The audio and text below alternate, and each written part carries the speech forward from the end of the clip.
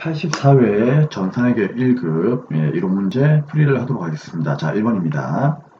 다음 중 재무상태표에 관한 설명으로서 가장 적절한 것은 무엇입니까? 자, 이건 여러분들 솔직히 좀 기초적인 내용이기 때문에 쌤이 좀 구질구질한 설명 그냥 버릴게요. 답은 3번이죠. 자, 왜 그렇습니까? 그쵸? 쌤이 우리 회계 이거는 2급 수준이죠. 2급 때 공부할 때 여러분들 아시잖아요. 재무상태표는 뭐다? 일정한 기간이에요, 시점이에요. 시점이죠, 시점. 그러니까 시점의 뭐다? 재무 상태를 파악하는 표죠. 그럼 이 재무 상태라고 하는 것은 무엇을 의미합니까? 자산과 부채와 자본을 파악하는 것을 재무 상태라고 하잖아요. 그쵸? 그래서 답은 3번입니다. 자, 2번.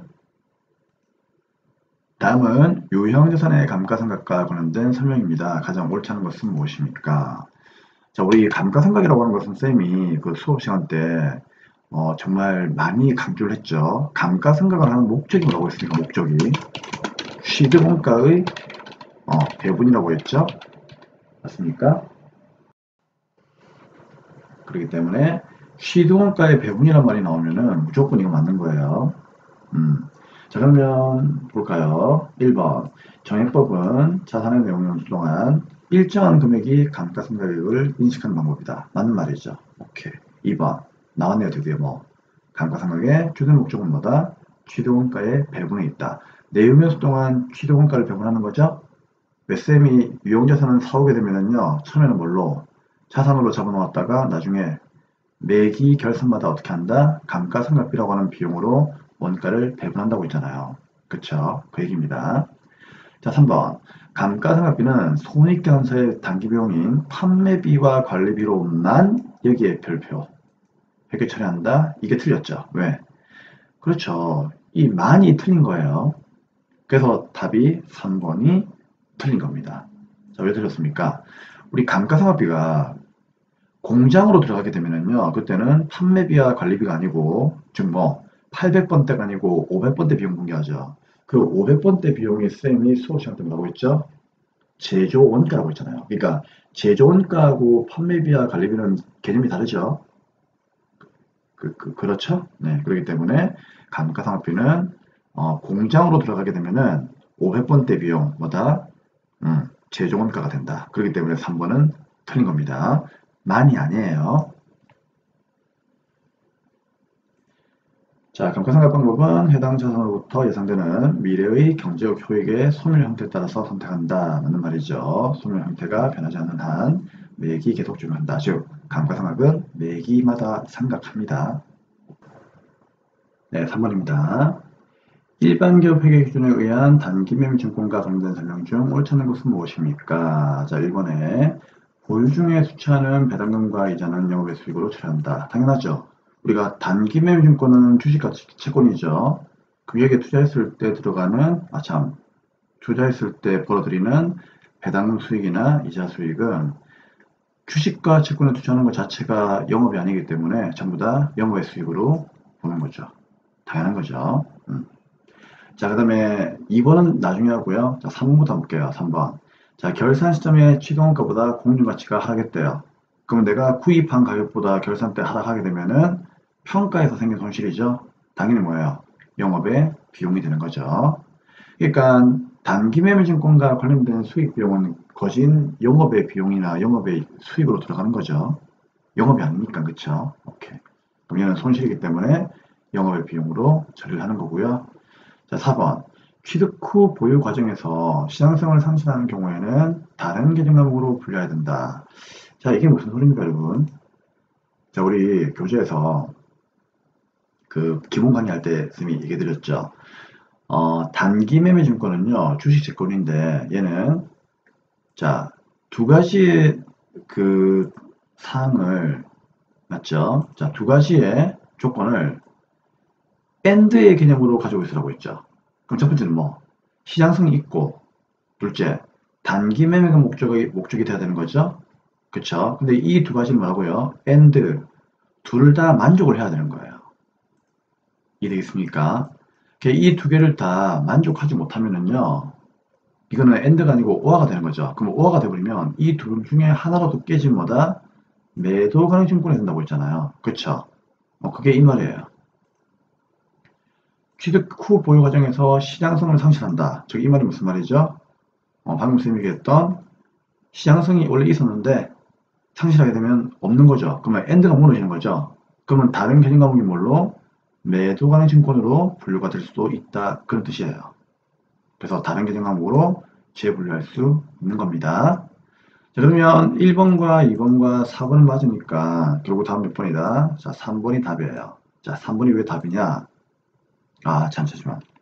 3번이 아니고 1번과 3번과 4번이 맞으니까 답 몇 번? 2번이 답이 되겠죠. 미안해요. 자, 2번이 답입니다. 그렇죠? 그럼 2번이 왜 옳지 않느냐? 자, 보여드릴게요. 자, 취득과 처분이죠. 이 두 개를 따로 봐야 돼요. 자, 취득할 때, 자, 처분은 보지 말고요. 자, 취득 시에 발생하는 수수료는 단기매매증권의 경우에 단기매매증권이라고 하는 자산에다가 포함합니까? 아니면 수수료 비용으로 분개합니까? 수수료 비용이라고 하는 영업의 비용으로 분개하죠. 그러면 취득은 맞는 말이에요. 자, 여러분 잘 들어요. 우리 자산들은 구입할 때 들어가는 비용들을 어떻게 하죠? 자산의 원가에다 포함을 시키죠? 기억나십니까? 근데 단기매매증권은 좀 예외적으로 어떻게 했습니까? 구입할 때 비용을 단기매매증권의 원가에다 포함하는 게 아니고 영업의 비용인 수수료 비용으로 그냥 처리했잖아요. 맞죠? 그러면 취득까지는 지금 현재 말이 맞는 거예요. 근데 뭐가 틀렸는가 하면은 처분이 틀렸어요. 처분이. 자, 왜 그런가 하면은 자, 처분에 대해서 이야기해 드릴게요. 단기매매증권은요, 처분 시의 수수료 비용은 처분 금액에서 만다 차감합니다. 즉, 이 말은 수수료 비용이라고 하는 영업의 비용으로 처리하지 않습니다. 자, 분개를 예를 들어볼게요. 자, 내가 예를 들어서 100원짜리의 단기매매증권을 처분했어요. 그럼 대변의 단기매매증권 얼마? 100원 되는 거죠? 그쵸? 근데 만약에 내가 이 아이를 얼마에? 현금 150원에 팔았어요. 그러면 대변에는 당연히 뭐예요? 50원 벌었으니까 단기매매증권 처분이익이 되는 거죠? 얼마? 50원. 자, 여기까지 이해돼요? 그쵸? 자, 그런데 우리가 주식은요, 사올 때도 수수료가 들어가지만 팔 때도 수수료가 들어가요. 그럼 만약에 내가 현금 150원에 팔았어요. 근데 수수료를 내가 증권사에다가 20원을 주었다고 가정을 해요. 그럼 현금은 150원 들어왔다가 20원 나가는 거잖아요. 맞죠? 그러면은 현금은 얼마가 들어옵니까? 30원 들어오죠. 그러면은 처분 이익을 얼마로 본다? 100원짜리를 130원에 팔았다 이래 보는 거예요. 그러면 처분 이익이 얼마가 되는 겁니까? 30원 되는 거죠. 자, 어때요? 방금 주었던 20원의 수수료는 현금에서 빼니까 처분 이익이 줄었지 수수료 비용으로 비용 처리하지는 않았죠. 그래서 처분 시에 수수료는 처분 이익이 주는 거지. 맞죠? 처분 금액에서 빼기 때문에 처분 이익이 주는 거지 비용으로 처리하지는 않는다는 얘기예요. 무슨 얘기인지 아시겠습니까? 그리고 만약에 현금이 있잖아요. 80원에 팔았다면 만약에 현금 80원에 팔았다면 자, 그때는 여러분들 차변의 분개가 어떻게 되는 겁니까? 그때는 처분 손실이 되는 거죠? 이해됩니까? 그럼 손실이 얼마 되는 거예요? 20원 되는 거죠. 왜? 100원짜리를 80원에 팔았으니까 손실이 20원 되는 거죠. 그렇죠? 그러면은 만약에 이때 또 뭐다? 수수료를 20원 줬어요. 그럼 현금은 80원 들어왔다가 20원 나갔으니까 60원 들어오는 거죠? 이해됩니까? 그러면 이때는 처분 손실이 오늘 얼마가 된다? 40원 된다 그런 얘기죠. 맞죠? 그래서 결국 처분 시의 수수료 비용은 처분 금액에서 차감하기 때문에 이익은 줄이고 손실은 늘릴 뿐이지 수수료 비용이라고 하는 이 영업의 비용으로 분개하지는 않는다는 얘기예요. 무슨 얘기인지 아시겠죠? 그래서 2번이 틀린 말이에요. 그래서 처분 시의 수수료는 수수료 비용이라고 하는 영업의 비용으로 처리하지 않습니다. 즉 어떻게 한다고요? 처분 금액에서 뺀다 그런 얘기예요. 그러면은 처분 손실과 처분 이익의 변화만 있다 그런 얘기죠. 아시겠죠? 오케이. 됐습니다. 그래서 2번이 옳지 않는 거예요. 네, 4번입니다. 다음 중 무형자산에 속하지 않는 것은 무엇입니까? 이건 뭐 제가 더 이상 설명할게요. 자, 4번의 임차 운임금이죠. 자, 임차 운임금은 쌤이 기타 비교동 자산에서 정말 열심히 설명했죠. 그쵸? 중요하다고 이거. 그래서 얘는 기타 비교동 자산이에요. 자, 영업권, 임차 권리금, 산업자산권. 요거 세 가지는 무형자산이죠. 쌤이 이런 거 모르면 어떻게 하라고 했죠? 여기에 기초정보관리에서 계정 과목 및 조교 등록하셔가지고, 그쵸? 여기에 무형자산을 클릭을 하면은 여기 무형자산의 종류가 나오니까 뭐 이거 보고 풀면 됩니다라고 얘기했죠. 하지만 이런 거 하지 마시고요. 되도록이면 조금 기억하는 것이 더 빠릅니다. 5번 문제 한번 볼까요? 다음은 퇴직급여 충당부채와 결산정리 사항인데 2019년 말 그냥 단기라고 생각하시면 될 것 같아요.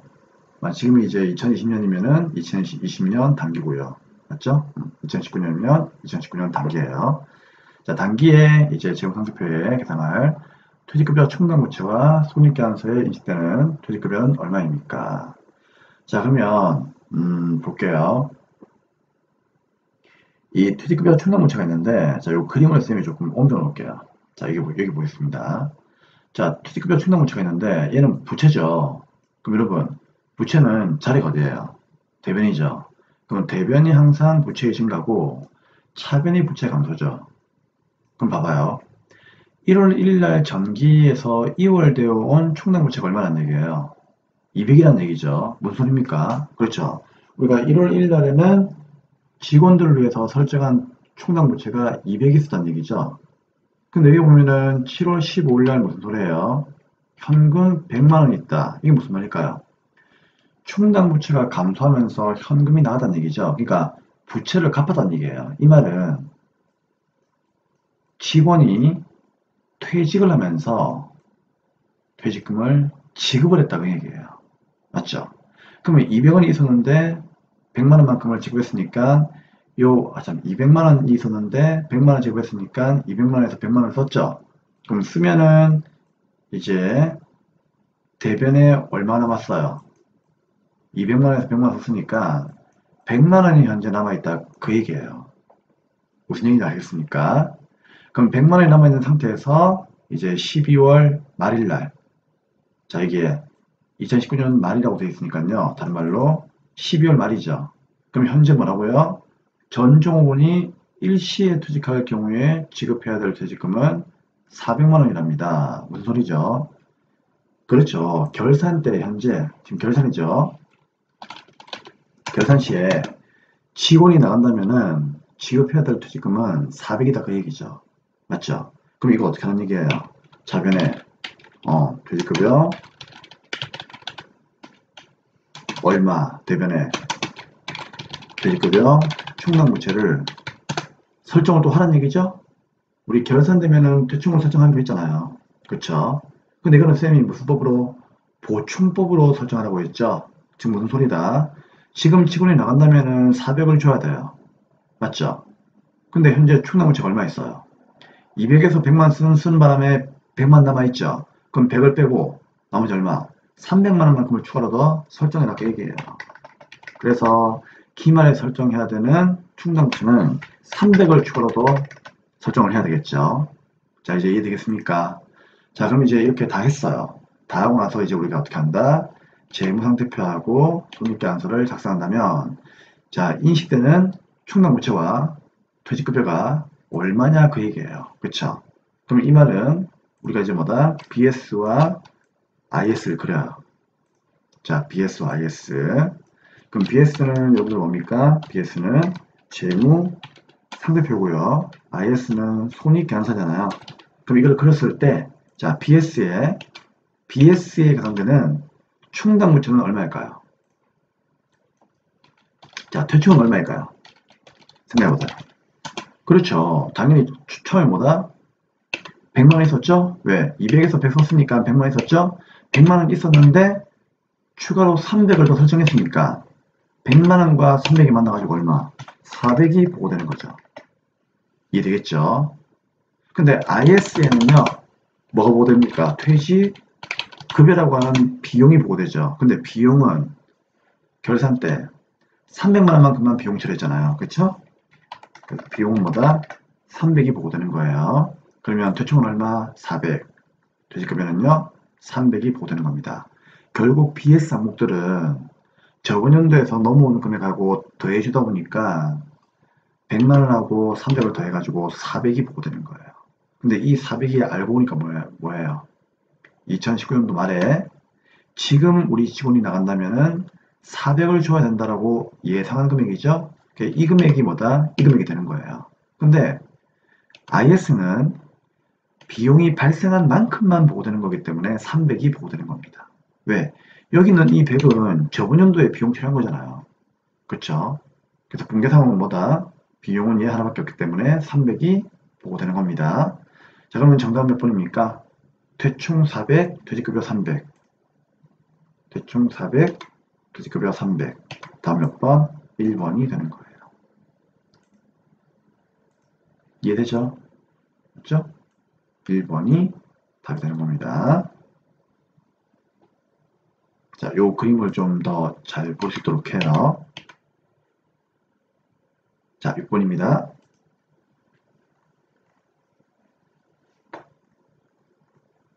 자, 6번은 일반 기업 회의 기준에서 분류되는 개정 과목 중에서 선택이 다른 한계는 무엇입니까? 라고 되어 있죠. 단기 매매 증권에 대한 처분 이익과 평가 이익은 아시죠? 영업 외적인 이익이죠. 그래서 영업의 수익이고요. 매도한 증권 처분 이익이 있고 자기 주식 처분 이익이 있는데 여기 매도한 증권 처분 이익은 여러분들 이거 수익이에요, 수익. 아시겠죠? 근데 이거 오해하시면 안 됩니다. 우리 자본 수급할 때 매도한 증권 평가 이익이 있었죠. 맞죠? 걔는 수익이 아니었고 뭐였습니까? 자본에 있는 기타 포괄성인 누계액이었죠? 맞죠? 근데 매도한 증권도 그 처분 이익은요, 수익으로 표시가 되는 거기 때문에 이건 수익이에요. 평가 이익이 기타 포괄성인 누계액이에요. 자, 그러면은 다음 몇 번이다? 4번이 성격이 다른 거죠.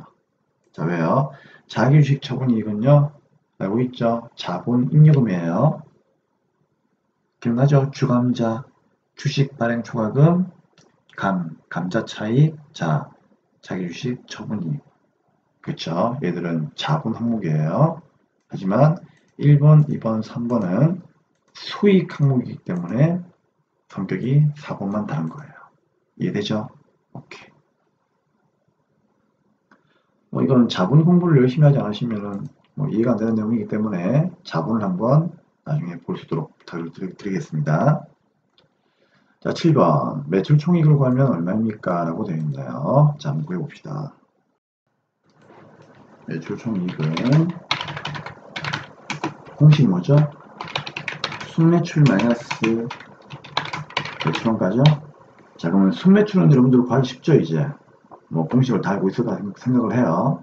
자, 그럼 계산기 한번 가져와 볼까요? 자, 계산기 한번 띄우겠습니다. 자, 그러면 계산기로 한번 계산해 볼게요. 자, 총 매출이 50만원이죠? 여기서 뭐 빼면 돼요?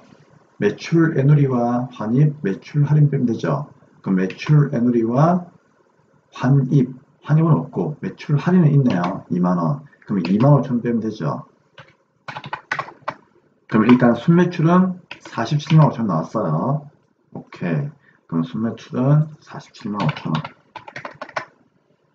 그리고 이제 시험 칠 때는요, 이렇게 써버린 것들은요, 어떻게 하면 된다. 이건 썼으니까 웬만하면 좀 이렇게 좀 날려주는 게 좋습니다. 그쵸? 그래야 나중에 안 헷갈리지. 그쵸? 자, 그럼 이제 여기서 어떻게 한다? 매출원가 빼야 되겠죠? 자, 여러분, 매출원가 공식이 뭐죠? 기초상품 재고에서 순매입을 다하고 기마상품 빼는 거죠? 그쵸? 아니면은 쌤이 T자 계정 그리라고 했죠? T자 계정. 자, 우리 상품 계정 아시죠? 자, 상품 계정에서 상품은 항상 차빈이 뭐다? 창고죠. 그럼 창고에 뭐가 있어요? 기초가 있고, 그 다음에 순 매입을 단 다음에, 맞죠?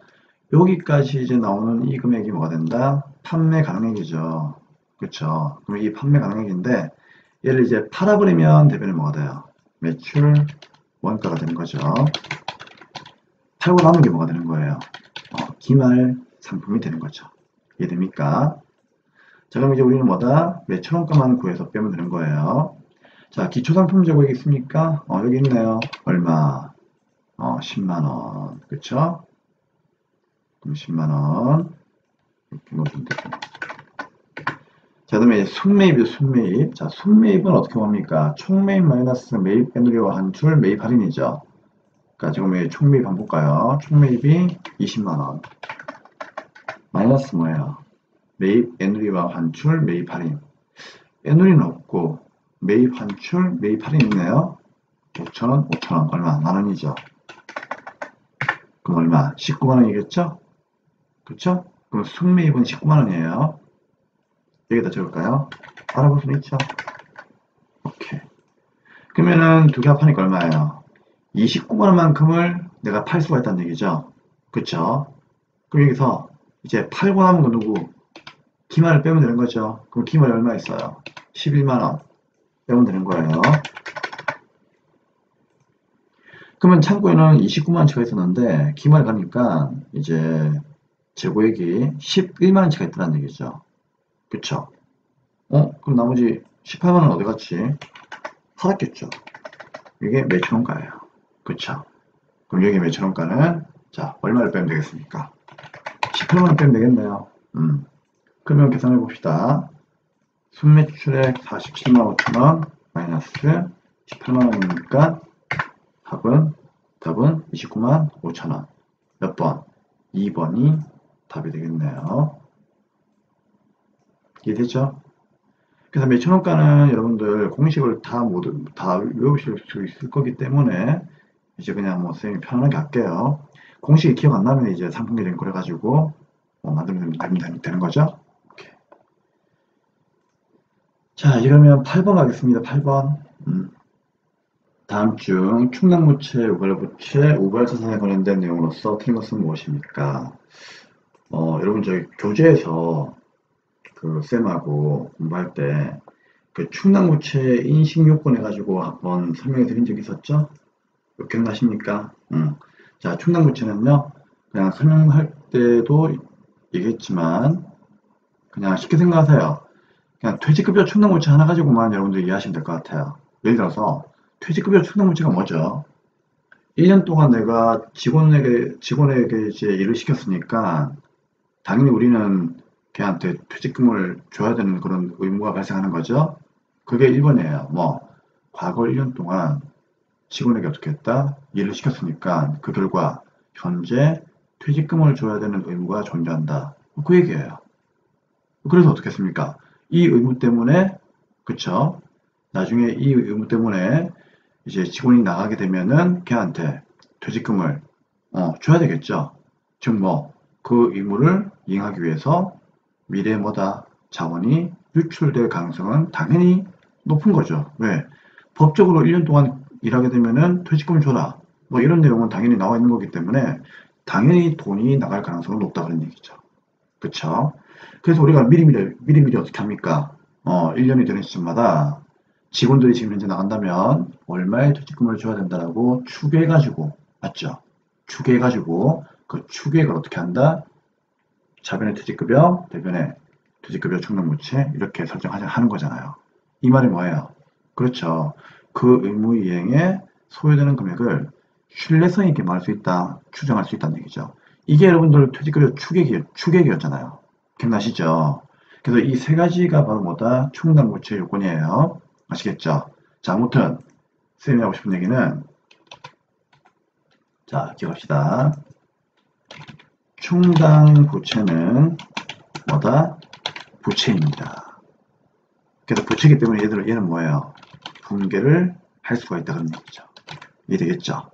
자, 그런데 우리가 우발 부채라는 게 있고 우발 자산이라고 하는 게 있거든요. 자, 이 둘은 여러분들 잘 들어요. 얘는 부채 아닙니다. 그래서 부채로 인식 안 합니다. 당연합니다. 우발 자산도 자산으로 인식 안 합니다. 즉, 이 말은 둘 다 뭐가 불가능하다?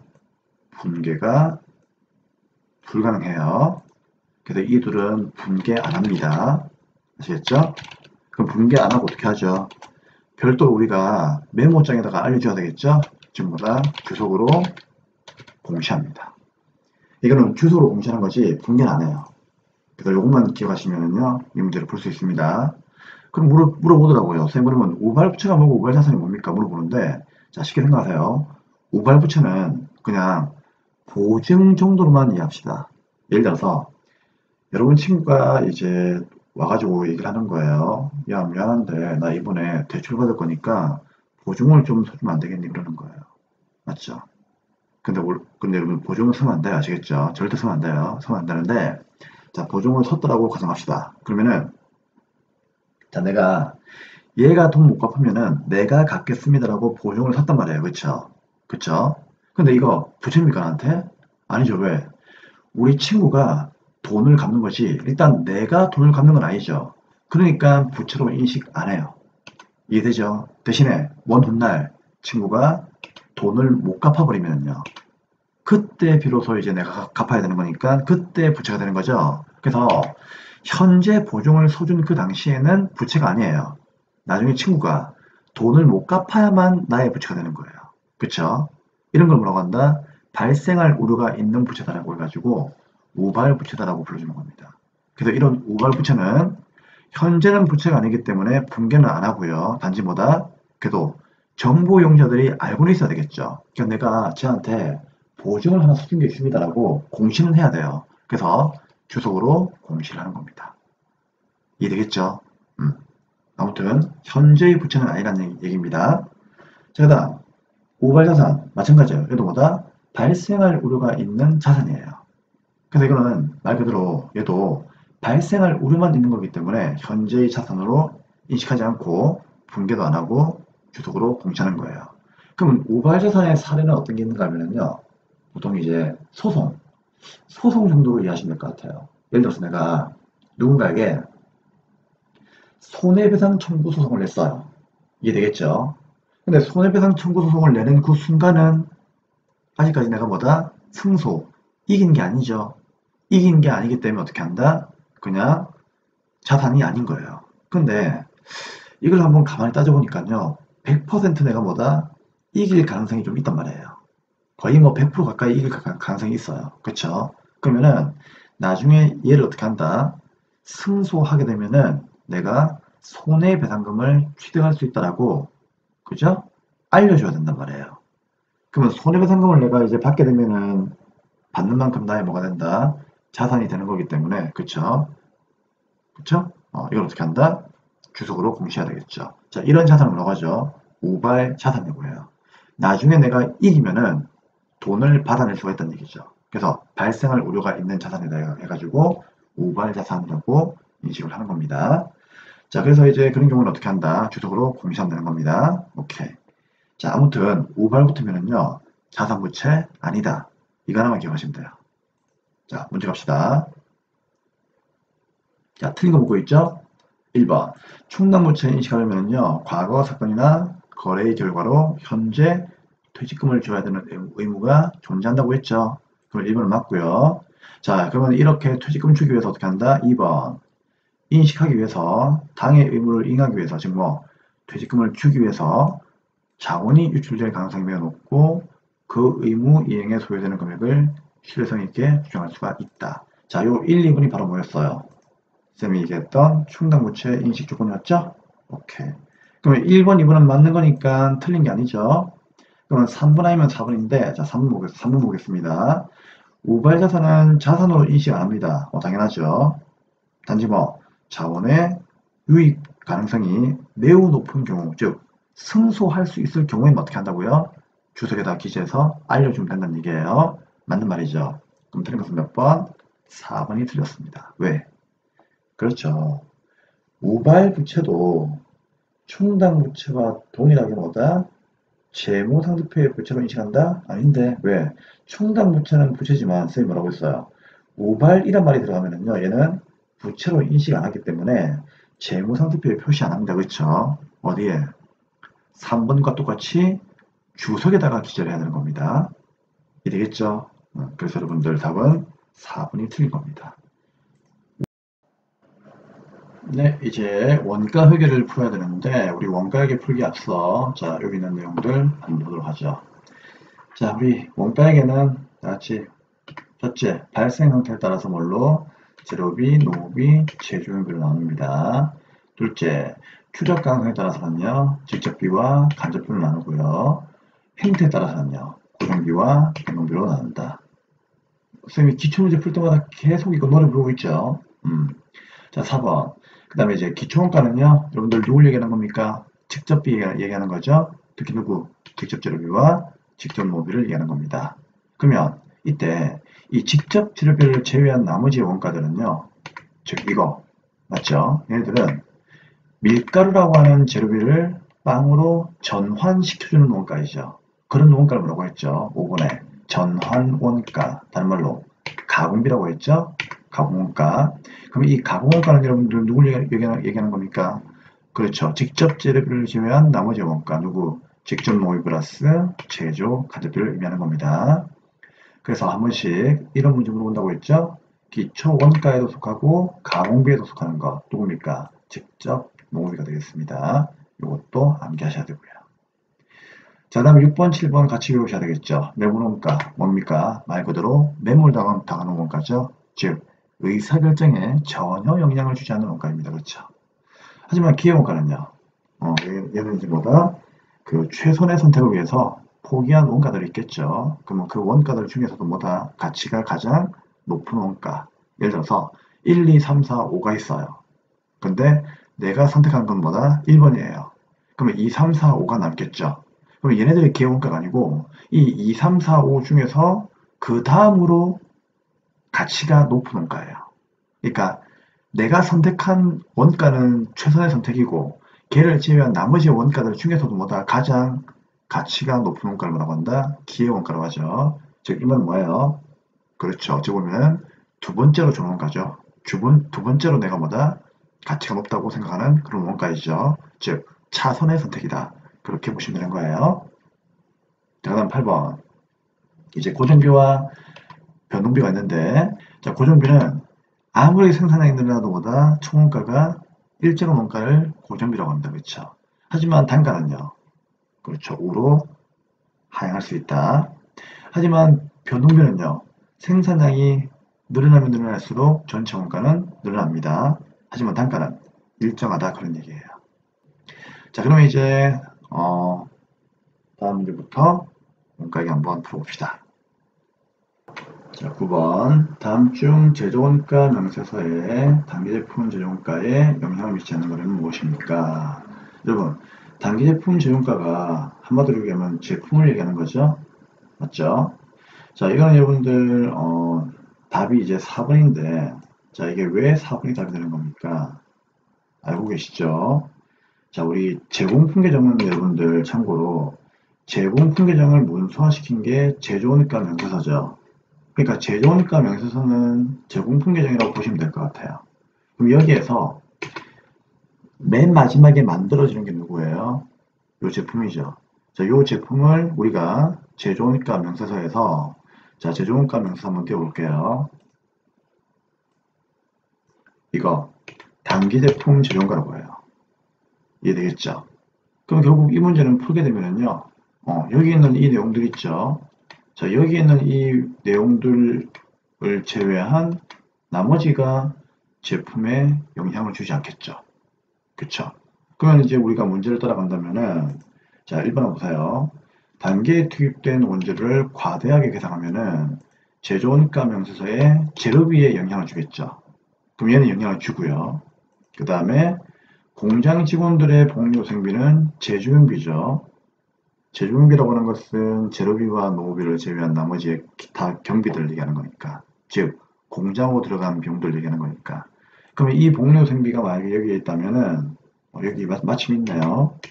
자, 얘가 어떻게 한다? 변하게 되면은, 당연히 뭐다? 이 경비가 변하니까 제품 제조원가에 영향을 주겠죠. 그쵸? 그리고 단기의 기마제공품을 과다하게 계상하였다. 자, 그러면은, 여기에 있는 이 기말제공품을 뭐 과대하게 계상하던 과소하게 계상하던 아무튼 뭐예요. 결국은 단계제품 재료가에 영향을 주는 거죠. 그렇기 때문에 다음 몇 번?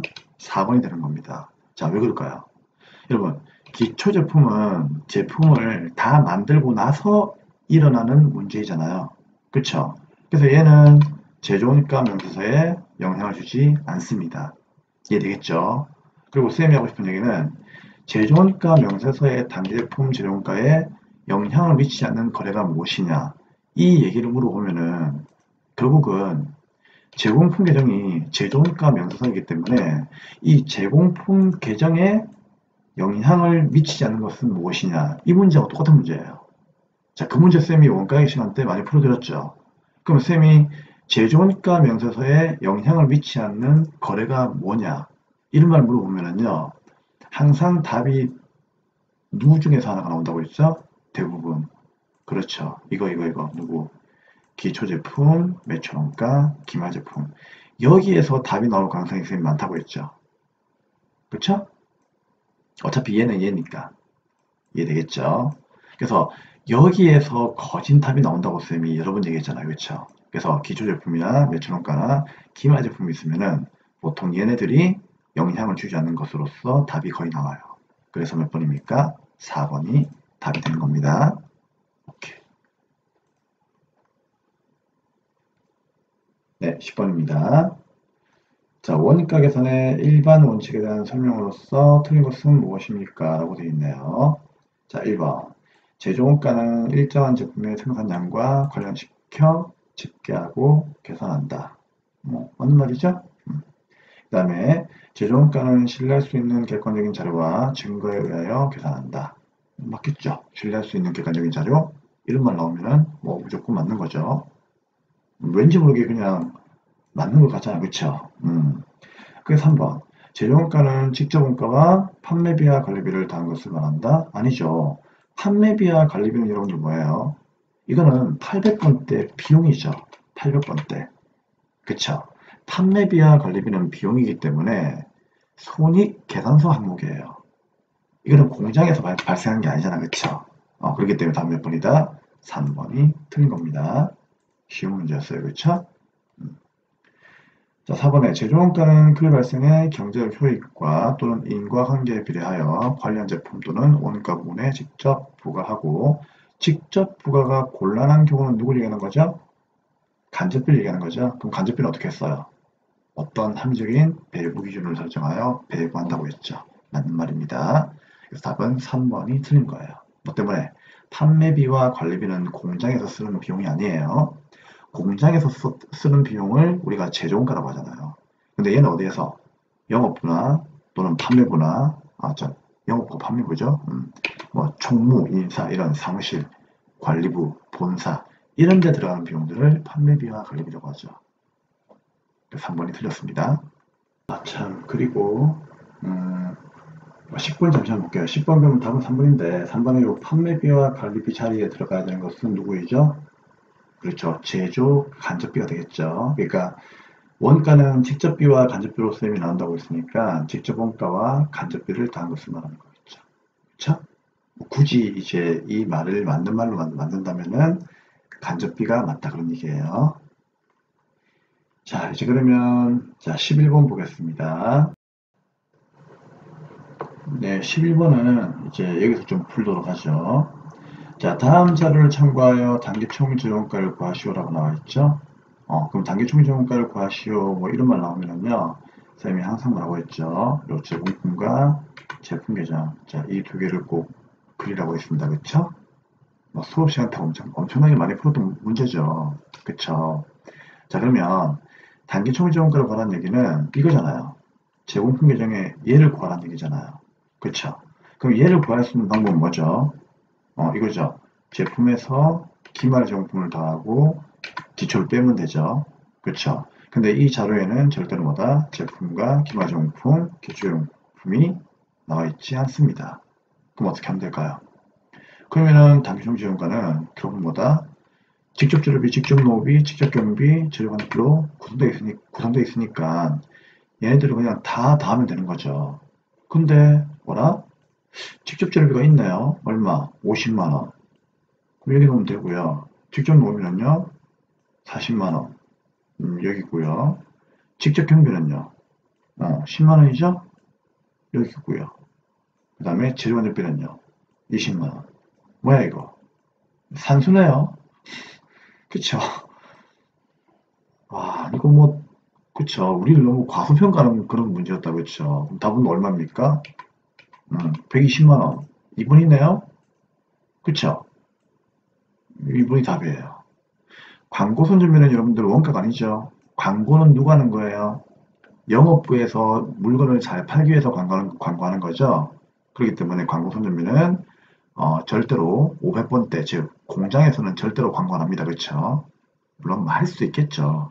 굳이 뭐 공장 직원들한테 막 작업하고 있는데 맞죠? 뭐 작업하고 있는 상태에서 나가서 광고해. 그러면 해야 되겠죠. 그런데 그런 공장은 없을 거란 얘기예요. 그렇죠? 그렇기 때문에 광고 선전비는 거진 영업부에서 발생하는 거죠. 하지만 원가라고 하는 것은 공장에서 발생하는 것을 얘기하는 거기 때문에 광고 선전비는 될 수가 없다. 그 얘기입니다. 네, 12번 문제입니다. 다음 중 종합원가 계산에 대한 설명으로서 옳지 않은 것은 무엇입니까? 자, 여러분 혹시 그 원가액에 우리 예전에 공부할 때 개별원가 계산하고 종합원가 계산 두 개 비교하는 거 알고 있죠? 자, 개별원가 계산 뭐라고 했죠? 개별원가 계산은 주로 이제 조선업이나 건설업이나 이제 항공기 제조업에서 주로 쓰인다고 했죠? 그래서 그런 기업들은 보통 제품의 크기가 크고요. 크기 때문에 주문 소량 생산이 이루어지고 있고 그러다 보니까 어떻습니까?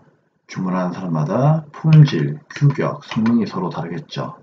맞죠? 그렇기 때문에 제품은 종류가 두 개 이상 발생하고 맞죠? 그럼 어때요? 원가를 직접비와 간접비로 나누고 이 간접비를 배분하는 문제가 중요하다고 했잖아요. 그쵸? 반면에 이제 종합은요. 얘는 제품의 크기가 작으니까 우리 회사가 어떻게 한다? 임의로 그냥 대량으로 생산하고요. 맞죠? 대량으로 생산해 놓으면은요. 뭐 살려면 사고 말려면 말아라. 그쵸? 그런 식으로 이제 판매한다는 얘기예요. 그러면 이제 제품의 품질과 규격과 성능보다 서로 같아야 되겠죠? 왜? 대량 생산해야 되는 거니까. 그쵸? 그러다 보니까 제품의 종류는 일반적으로 한 개를 연속적으로 생산하고요. 제조원료비는요. 원칙적으로 발생하지 않습니다. 다만 뭐다? 완성품 환산량을 갖다 우리가 구하잖아. 그쵸? 그러다 보니까 이제 투입 시점이 달랐죠. 그래서 어떻게 했어요? 재료비와 가공비로 구분해서 원가를 계산을 했죠. 기억나십니까, 여러분? 네. 자, 그럼 이제 풀어보죠. 네, 12번. 다음 중 종합원가 계산에 대한 설명으로서 옳지 않은 것은 무엇입니까? 자, 방금 선생님이 설명드렸죠. 자, 종합원가 계산은 1번부터 보도록 하죠. 동종 제품을 연속 대량 생산합니다. 맞는 말이죠? 오케이. 자, 2번은 볼까요? 선입 선출법에 의한 원가 계산은 평균법에 의한 원가 계산보다 간단하여 정확성이 떨어진다. 답은 2번이죠. 왜? 자, 우리 원가의 흐름 기억나십니까, 여러분? 이 원가의 흐름이 평균법이 있었고 선입선출법이 있었죠. 맞죠? 근데 평균법은 우리가 원가 계산할 때 어떻게 했죠? 저번 연도가하고 단기에 투입된 거하고 그냥 섞어버렸죠. 그러니까 어떤 게 단기 거고 어떤 게 정기의 것인지를 갖다가 구분할 수가 없었죠. 그쵸? 그렇기 때문에 평균법은 간단하지만 정확성은 떨어진다고 했죠. 하지만 선입은요. 저번 연도에서 넘은 걸 이번 연도 투입된 거하고 비교해가지고 따로따로 계산하기 때문에 아무래도 뭐다 선입이 좀 더 정확성이 높다라고 얘기했잖아요. 그쵸? 그래서 선입이 정확성이 높으니까 시간과 비용이 많이 소비된다. 뭐 그런 얘기도 했죠. 그래서 다음 몇 번? 2번입니다. 자, 2번. 선입이 평균보다 정확성이 떨어진대요. 말도 안 되죠. 선입이 평균보다 정확성이 높아요. 그래서 2번입니다. 자, 3번은 그러면 맞는 말이죠. 3번은 왜 맞을까요? 원가 흐름과 물량 흐름의 가정을 어떻게 하느냐에 따라 가지고 환산량은 다르죠. 그렇죠. 손익과 평균의 환산량은 다르니까. 4번. 기초정품이 없다면은 그때는 평균과 선입이 동일하다고 했죠? 왜? 선입은 기초를 빼는 건데, 그러니까 평균과 선입의 차이는요. 이제 기초를 빼느냐 안 빼느냐 그 차이인데 기초가 없다면은요. 빼고 안 빼고를 우리가 고민할 필요가 없는 거죠. 왜? 모든 원가가 단계에 다 투입되었기 때문에 평균이나 선입이나 어차피 같이 나온다는 얘기, 동일하게 나온다는 얘기죠. 그렇죠? 그래서 다음 몇 번? 4번이 참 4번이 맞으니까 2번이 답이 되는 겁니다. 그래서 1번과 3번과 4번은 다 맞는 거니까요. 여러분들 기본 수업 시간 때 필기했던 내용들 한 번 더 보시는 것이 좋을 듯 합니다. 자, 13번입니다. 자, 필요적 기저상이 아닌 것은 무엇입니까? 여러분들 필요적 기저상 알고 있죠? 자, 한번 기억을 해볼까요? 첫째 뭐 있었죠? 공급자와 둘째 공급 받는 자 맞죠? 의 뭐가 필요해요? 사업자 등록번호 맞죠? 얘도 사업자 등록번호 그럼 두 개는 외우죠? 맞죠? 근데 공급자는 뭐까지? 그렇죠. 성명 또는 뭐 명칭까지 있어야 되겠죠? 근데 공급받는 자는 필요가 없어요. 그 다음 뭐 세 번째는 누구였습니까? 공급 가액과 그 다음에 부가가치세액이고요. 맞죠? 그 다음 네 번째는 공급연월일이에요. 작성연월이에요. 작성연월일이었죠. 절대로 뭐예요? 공급연월일이 아니에요. 그래서 아닌 것은 몇 번? 1번 공급연월일이 되는 거죠. 자, 우리 필요적 기재사항은 뭐가 중요하다? 그렇죠. 작성연월일이 더 중요해요. 자, 다음 1번이고요. 자, 14번. 재화의 공급시기로 옳지 않은 것은 무엇입니까? 자, 이것도 보도록 하죠. 공급시기도 여러분들 시험에 좀 자주 나온 내용이기 때문에 여러분들 그 교재 가시면은 뭐 위에 기본적인 내용 말고요. 여기 보시면 거래 형태에 따른 공급시기 있죠. 자, 요 부분을 조금 여러분들이 좀 잘 보셔야 됩니다. 뭐 설명해 드렸죠.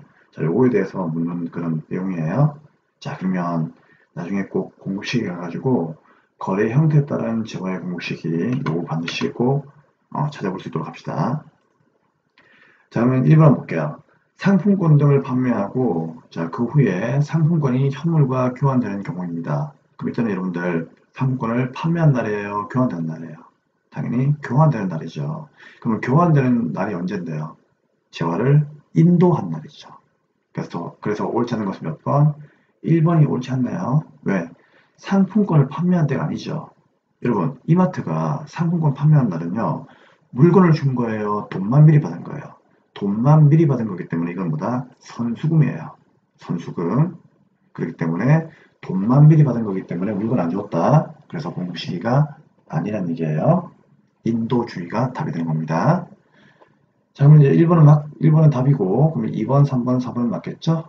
한번 보시면 될 것 같습니다. 자, 다음 이제 15번입니다. 15번 문제는 여러분들 다음 중 부가세법상 과세표준에 포함되는 항목을 묻고 있는데요. 이게 좀 어려운 문제예요.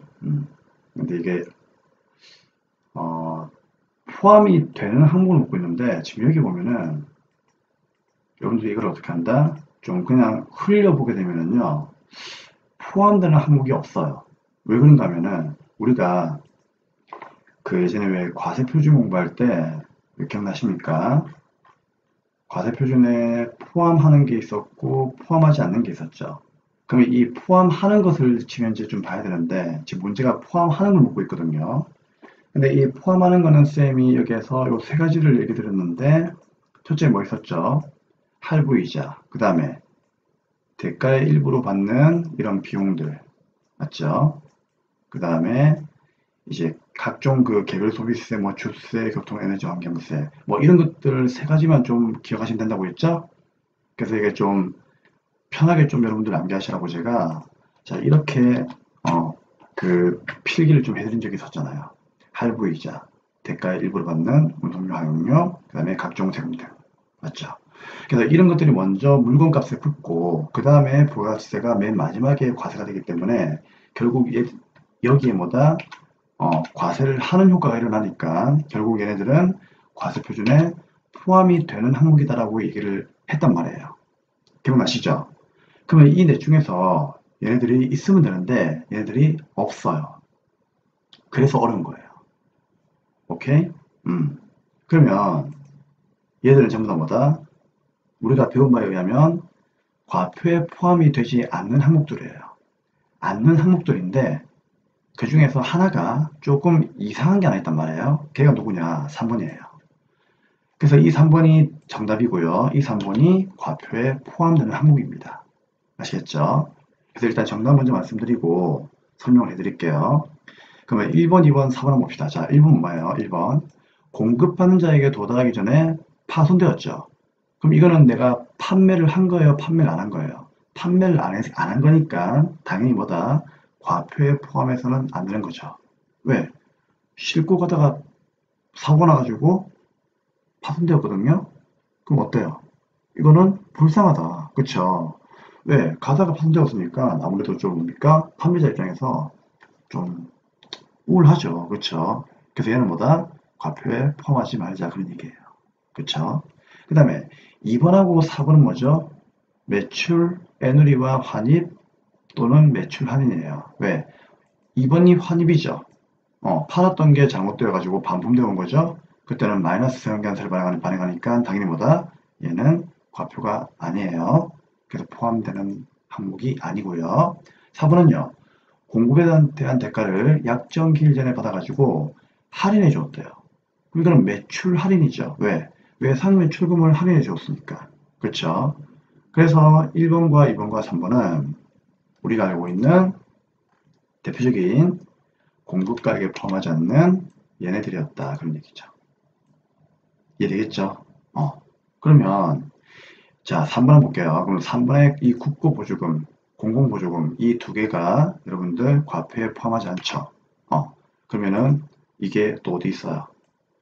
여기 있다 보니까 쌤 수업 시간 때 국고보조금하고 공공보조금은 과표에 포함을 하지 않는 걸로 배웠잖아요. 맞아요. 맞는데 여러분들 하나만 좀 기억하세요. 이 국고보조금은요. 재화 또는 용역의 공급과 관련이 되지 아니하는 경우에만 과표에 포함되지 않아요. 그러니까 공급가액에 포함하지 않아요. 아시겠죠? 근데 재화와 또는 뭐다 용역의 공급과 직접 관련이 있는 경우에는 뭐라고요? 그때는 포함을 합니다. 이게 예전에 실제로 이제 그 판례가 하나 있는데 모 기업이 국가가 이제 실시하고 있는 그 철도공사에 참여를 했어요. 참여를 해가지고 공사를 해주고 이제 국가로부터 이제 돈을 받았는데 이제 국토부에서 이제 보조금 형식으로 받았다는 얘기죠. 국토부에서 보조금 형식으로 받으니까 이제 이 기업은 국고 보조금 받은 거기 때문에 부가세 과세 표준 계산할 때 이 과표를 뺀 거죠. 왜? 국고 보조금은 과세 표준에 포함되지 않는다고 했으니까. 이해되겠죠? 그래서 뺀 거죠.